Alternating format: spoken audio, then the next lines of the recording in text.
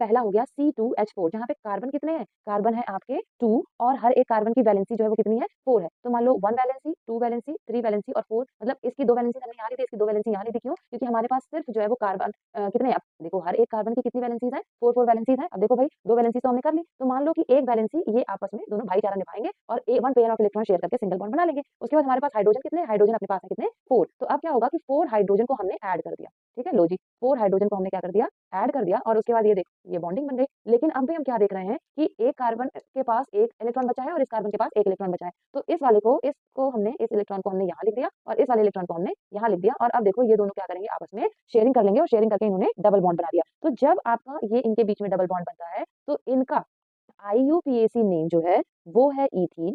The IUPAC name of the C2H4 is the ethene. और इसका जो कॉमन नेम है आपका ethylene. The common name is the ethylene. तो इस तरीके से देखिए हम इसकी नंबरिंग जो है वो, इसकी जो स्ट्रक्चर है वो बना सकते हैं। ठीक है, ये तो हो गया आपका पहला जिसमें डबल अनसैचुरेटेड हाइड्रो बॉन्ड है। और कौन सा अनसैचुरेटेड हाइड्रो बॉन्ड है, डबल अनसैचुरेटेड हाइड्रो बॉन्ड है। ठीक है, अब मैं आपको बताऊंगी कि अगर मान लो ये आपका हो गया C3H6, ठीक है C3H6, तो एक कार्बन, दो कार्बन और तीन कार्बन हमारे पास है और हमारे पास हाइड्रोजन कितने हैं, 6 हाइड्रोजन है। ठीक है, तो यहाँ पे हर एक कार्बन की 4 वैलेंसी कर दिया।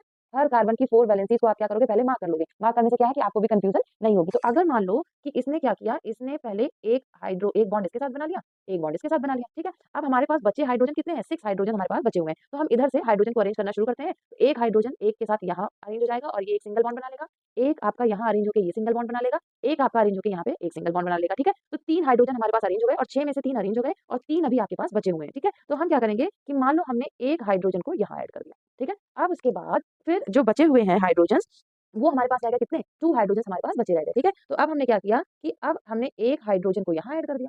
ठीक है, इस कार्बन की, और एक हाइड्रोजन को हमने ऐड कर दिया यहाँ। ठीक है, लेकिन अब सारे तो बन गए, लेकिन अभी एक इलेक्ट्रॉन इसके पास और एक इलेक्ट्रॉन इसके पास क्या है, बचा हुआ है। तो आप क्या करोगे, इन इलेक्ट्रॉन्स को आपने लिख दिया यहाँ। और अब देखो ये क्या करेंगे, ये शेयरिंग कर ली और शेयरिंग करके इन्होंने इलेक्ट्रॉन की शेयरिंग करके बॉन्ड बना दिया और बॉन्ड बन गया डबल बॉन्ड। ठीक है, अब इनका हमें IUPAC नेम लिखना है। तो जब हम इनका IUPAC नेम लिखेंगे तो IUPAC नेम बिकम्स कि 1 2 एंड 3, 3 हाइड्रोजन के लिए हम 3 कार्बन के लिए हम यूज करते हैं प्रो। एंड इनके कार्बन कार्बन के बीच में एक जगह डबल बॉन्ड भी है, तो इसलिए हम यूज करते हैं इन। इसका नाम हो गया प्रोपीन। और इसका जो कॉमन नेम है, इसका कॉमन नेम हो जाएगा प्रोपाइलीन।